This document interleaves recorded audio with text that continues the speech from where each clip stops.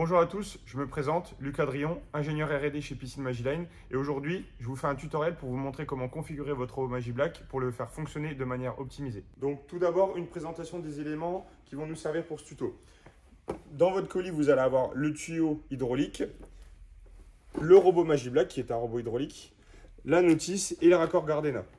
On va avoir besoin de quelques outils pour les réglages, donc notamment un tournevis plat, un tournevis cruciforme PZ2, un outil qui permettra de couper le tuyau et une clé Allen de 6. Première étape, on va venir régler la tension de la chenille. Donc pour ce faire, on va mettre le robot comme ceci. On va venir démonter cette roue-là, donc la roue qui va être côté du flotteur. Donc avec notre tournevis plat, on vient délicatement, ça reste des éléments plastiques, dévisser la vis. On fait attention à ne pas perdre la rondelle. Voilà.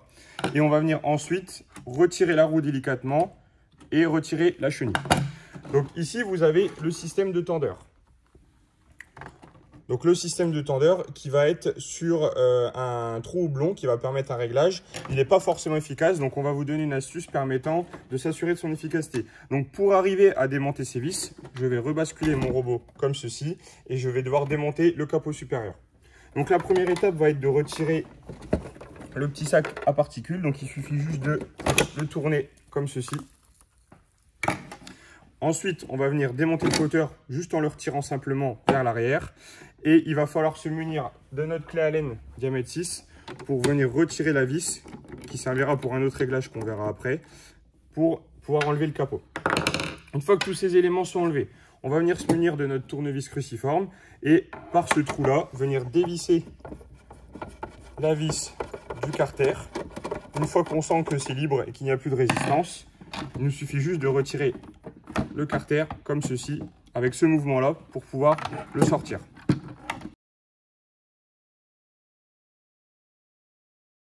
Donc, c'est ce tendeur-là qui nous intéresse. Ce qu'on va faire, c'est qu'on va venir dévisser les deux vis complètement. Maintenant que j'ai terminé le dévissage, je vais retirer les deux vis du tendeur en faisant attention à ne pas perdre les petites rondelles. Derrière, je vais retirer également la petite platine et on arrive sur le galet tendeur. Donc vous voyez, il y a des trous houblons qui permettent un très léger réglage. Quand il est en position initiale, il a environ 2 cm l'axe de cette surface-là. L'astuce qu'on va vous donner, c'est juste de l'inverser de sens, qui va permettre de l'éloigner encore plus et de garantir une tension optimale. Donc pour cela, après, je remets la petite platine, je remets mes vis et je procède au resserrage.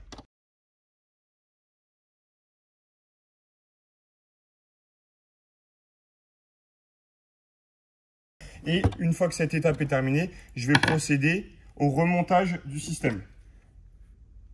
Donc maintenant que le tendeur est dans sa nouvelle position, on va procéder au remontage du carter. Donc on va venir prendre la partie supérieure tout de suite, mettre sa main à l'envers pour récupérer la vis, pour éviter de la perdre pendant la manipulation. Et on va venir le remettre. Donc on passe d'abord à la flagelle par en dessous. Et ici, on va faire un mouvement de rotation pour venir passer le carter et le remettre à sa place. Une fois qu'on sent qu'il est en place, on vient prendre la vis, on va mettre au bout de son tournevis, on va la laisser descendre dans le trou et on resserre. On serre un bon coup. Et maintenant, on va venir procéder au remontage des roues. Donc pour ce faire, je vais basculer mon robot. Voilà. Je vais venir prendre ma roue avec ma chenille comme c'était tout à l'heure. Je les laisse ensemble. Et il va avoir une petite manipulation, c'est-à-dire que je vais mettre d'abord la chenille dans la roue qui est restée fixe et je vais me servir de la roue pour venir tirer et la descendre dans son logement. Une fois que ça c'est fait, je viens remettre ma vis et ma rondelle en prenant toujours soin de le serrer doucement puisqu'on reste sur une vis en plastique. Une fois que ça c'est terminé, je peux rebasculer mon robot, la tension de la chenille est terminée et on va procéder au deuxième réglage. Maintenant, on va passer à l'étape numéro 2 qui consiste au réglage de la flagelle. Donc, la flagelle, elle sert à remonter les impuretés qui pourraient être bloquées dans le fond. Donc, pour ça, il va falloir qu'on règle le débit d'eau qui passe dans celle-ci. Donc, on va réutiliser la vis de la première étape et venir la remettre dans son logement et la serrer à fond. Une fois que j'arrive au bout, je force pas plus. Voilà, là, je suis à fond.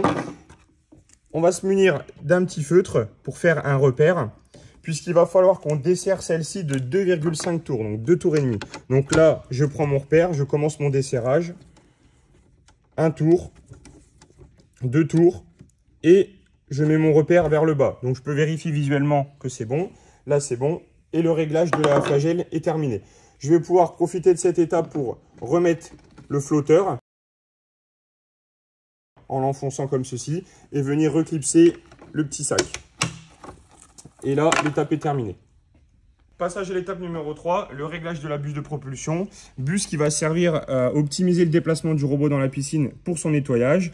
Donc, on va venir manœuvrer la buse à la main. Si jamais c'est compliqué de la manœuvrer parce qu'elle est trop serrée, il faudra d'abord dévisser ces deux vis, la régler, puis ensuite revisser les deux vis de bride.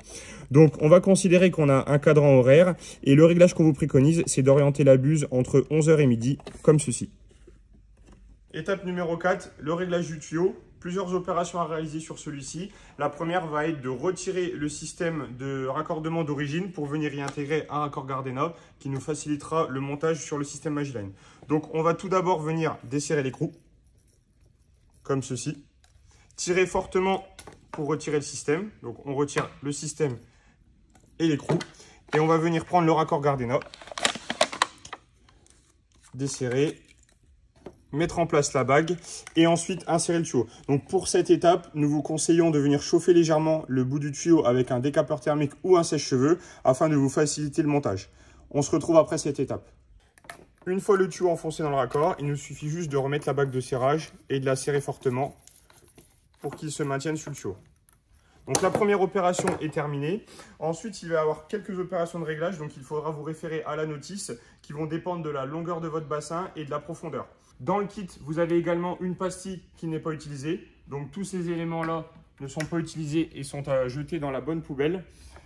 Et on va pouvoir passer à l'étape finale, l'étape 5. Étape numéro 5 et étape finale, nous allons venir raccorder le tuyau sur le robot. Cette étape s'effectuera uniquement après avoir configuré le tuyau en fonction de la taille de votre piscine. On vient tout d'abord vérifier la présence de l'écrou en s'assurant d'orienter la petite collerette côté tuyau et on va venir insérer celui-ci dans le robot. Vous pouvez vous aider d'un décapeur thermique et d'un sèche-cheveux comme précédemment pour faciliter son montage. Une fois que celui-ci est assemblé, nous allons venir serrer manuellement la bague pour le verrouiller. Serrage terminé, je viens clipser le filet sur le tuyau. Et il ne me reste plus qu'à mettre mon robot à l'eau, le brancher sur le système Magiline et profiter de son nettoyage optimisé.